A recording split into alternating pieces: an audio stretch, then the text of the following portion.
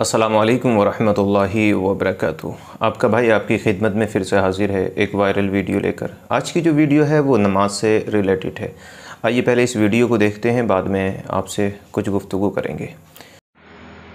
देख लीजिए अपने आप को हुसैनी कहने वाले, जमात से 25 मिनट ज़्यादा हो चुके हैं। फजर की नमाज से एक भी मुक्तदी इस मस्जिद के अंदर नहीं आया है। एक भी मुक्तदी जिसको हम नमाज़ पढ़ाएं, न जिन्नाते हैं जो हम जिन्नातों को नमाज़ पढ़ाएं यहाँ पर जमात से नमाज हो जाए।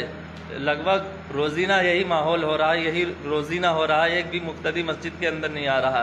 कितनी बेशर्मी की बात है। लगभग 150 घर इस मस्जिद के अगल बगल में 150 घर, एक भी मुक्तदी अपने आप को सुन्नी कहते हैं, हम हुसैनी हैं। इतना ढोल बजाया है इन लोगों ने कि नमाज में नहीं आ पा रहे हैं। मेरे दोस्तों, इस वीडियो को ज़्यादा से ज़्यादा शेयर कीजिए ताकि हर मुसलमान। आपने इस वीडियो को मुकम्मल देखा होगा और आप अच्छे से समझ गए होंगे कि मैं आपसे कहने क्या आया हूँ। नमाज हम पर 5 वक्त की फ़र्ज़ की गई है। मिलाद रहे, फ़ातिहा रहे, 11वीं रहे, 12वीं रहे, ये सारी चीज़ें अच्छी हैं।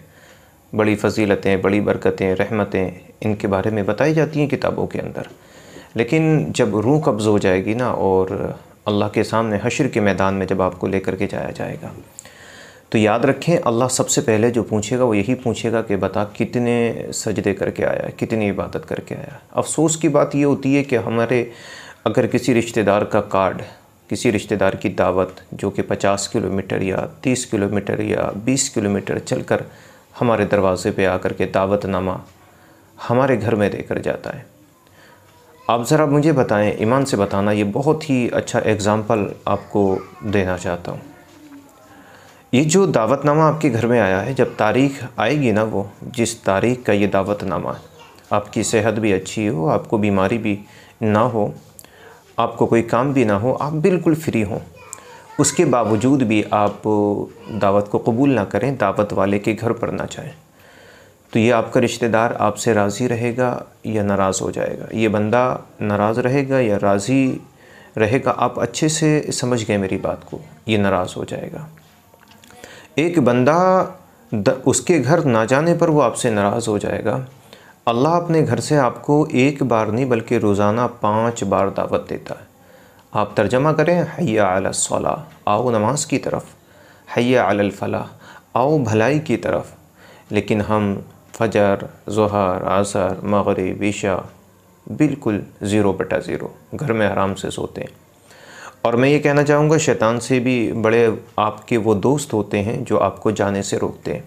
एक साहब ने मुझसे पूछा था कि शैतान से भी बढ़कर के आपने दोस्त को क्यों कहा, तो मैं इसलिए कह रहा हूँ कि शैतान सिर्फ़ आपके दिमाग के अंदर वसवसे डालता है कि इस काम को ना कर, लेकिन बुरा दोस्त वसवसे नहीं डालता, वो आपका हाथ पकड़ करके आपको रोकता है कि चल छोड़, कल देखेंगे। यानी नमाज के वक्त आपको ऐसे काम में लेकर के पहुंच जाता है जो कि गलत था। नमाज ज़रूरी थी आपके लिए। तो अज़ीज़ानी गिरामी वक़ार, हम आपसे पुरखुलूस गुजारिश करेंगे, इस इस्लामी भाई का दर्द देखें, इन मौलाना साहब का दर्द देखें कि किस तरह से ये दर्द बयान करते हुए नज़र आए। कोई भी नमाजी नहीं है, जमात का वक्त करीब है, तो लिहाजा मस्जिदों को आबाद करें। अगर इन मस्जिदों को वीरान करेंगे ना तो अल्लाह आपके घरों को भी वीरान कर देगा।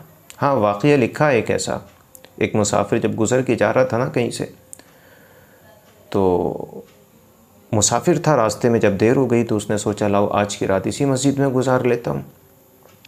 जब वो मस्जिद के अंदर गया ना तो तन्हाई में जब तहज्जुद के वक्त उसकी आँख खुली, उसने सोचा कि तहज्जुद की नमाज़ अदा कर लूँ।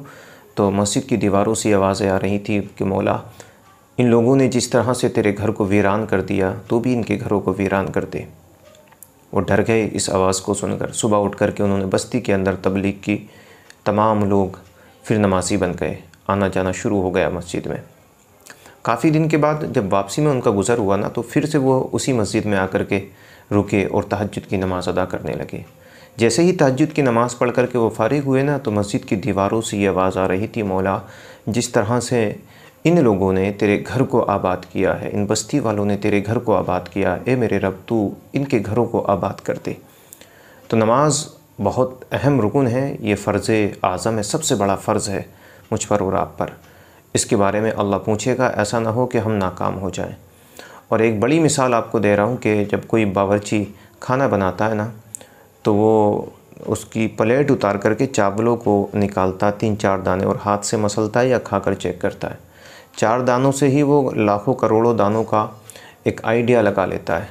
इसी तरीक़े से अल्लाह सबसे पहली बात जब आपसे पूछेगा कि नमाज़ें हैं तेरे पास, सजदे हैं तेरे पास, अगर इसी में हम नाकाम हो गए और सर झुक गए, हमारे शर्मसार अगर हम हो गए, तो आगे के जो हमारे आमाल हैं उसके बारे में तो वैसे ही सब कुछ पता चल जाएगा। क्योंकि बहुत सारे आमाल ऐसे हैं कि जो नमाज की बिना पर कमज़ोर रह जाते, बल्कि कबूल ही नहीं किए जाते अल्लाह की बारगाह में। हाँ, तो अल्लाह करीम आपको हिदायत अता फ़रमाए, नमाज़ पंजगाना आप सभी को अदा करने की तौफ़ीक़ अता फ़रमाए। कल फिर मिलते हैं एक नई वीडियो के साथ, तब तक के लिए इजाज़त दें। अस्सलामु अलैकुम।